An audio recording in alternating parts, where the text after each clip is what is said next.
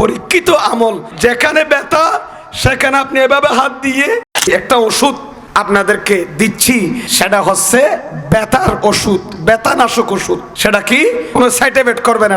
আনুসমান আবনে আবিল আস রাদিয়াল্লাহু তাআলা আনহুমা আন্নাহু শাকা ইলা রাসূলিল্লাহি, সবাই বলুন সাল্লাল্লাহু আলাইহি ওয়াসাল্লাম, ওয়াজান ইয়াজিদুহু ফি জাসাদিহি, ফাকালা লাহু রাসূলুল্লাহি সাল্লাল্লাহু আলাইহি ওয়াসাল্লাম, দা ইয়াদাকা আলাল্লাযী ইয়ালাম মিন জাসাদিকা ওয়া কুল বিসমিল্লাহি সালাসান ওয়া কুল সাবআ মাররাতিন আউযু বিইজ্জাতিল্লাহি ওয়া কুদরাতিহি মিন শাররি মা আজিদু আও হাযিরু।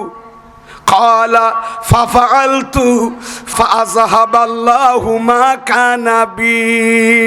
সুবহান আল্লাহ। এই হাদিস ইমাম মুসলিম ইবনুল হাজ্জাজ আল কুশাইরি সহিহ মুসলিম শরীফের মধ্যে বর্ণনা করেছেন। মিশকাতের মধ্যে বাবু ইয়াদাতিল মরিজের মধ্যে হাদিস আছে, হযরতে উসমান বিন আবুল আস, ইনি আমার নবীর সাহাবী, ইনি আমার নবীর সাহাবী রাসূল।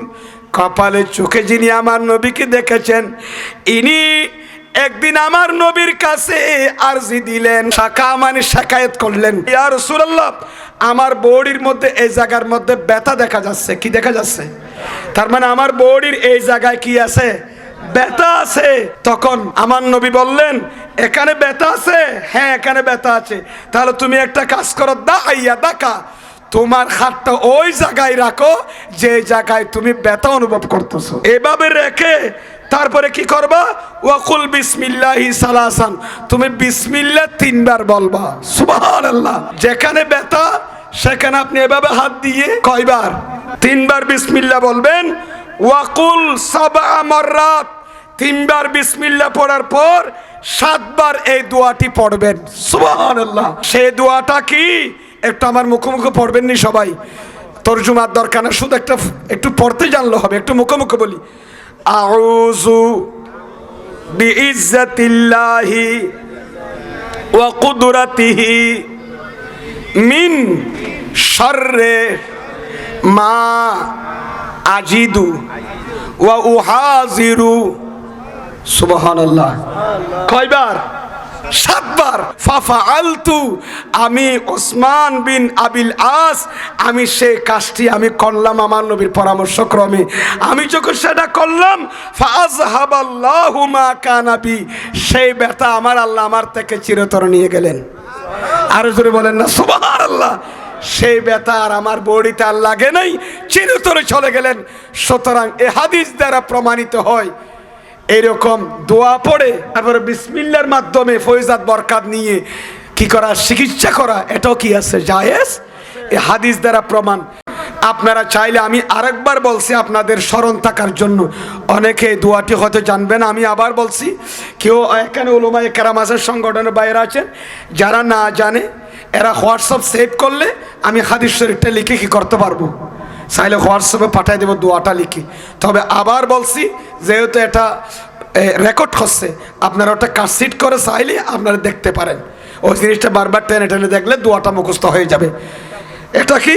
প্রথমে হবে বিসমিল্লাহ। কয়বার বলতে হবে? যে মনে করেন আমার এখানে ব্যথা, অথবা হাঁটুতে ব্যথা, অথবা এই জায়গায় ব্যথা, তখন আমি কি করব? এই জায়গার মধ্যে এভাবে কি করব? হাতটা এভাবে দিয়ে, এভাবে হাতটা দিয়ে বিসমিল্লাহ কয়বার পড়বো?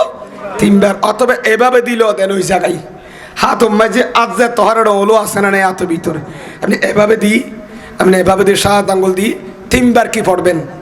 এভাবে দিলে দেন, অথবা এভাবে দিলে দেন, অথবা এই হিন্দি ব্যথা এঙ্গুলি ধরুন, এভাবে দৌড়ি বিসমিল্লাহ কয়বার পড়বেন? 3 বার। ফুরা বিসমিল্লাহির রহমানির ফুরা পড়লে পড়ুন কয়বার? 3 বার পড়ে তারপরে এই দোয়াটি কয়বার পড়বেন? 7 বার। হাত ওখানে কিন্তু রাখা অবস্থায়, হাতটা রেখে বিসমিল্লাহ 3 বার পড়বেন, তারপরে 3 বার পড়ার পর আউযু বিইজ্জাতিল্লাহি ওয়া কুদরাতিহি মিন শাররি মা আজিদু ওয়া উহাজিরু, এই দোয়াটা 7 বার পড়বেন। হযরতে ওসমান বিন আবিলাস বলেছেন, যেটা পরীক্ষিত আমল, আমি নিজে সেই কাজটি আমার নবীর পরামর্শক্রমে করলাম, আমার থেকে সেই ব্যথা চলে গেছে।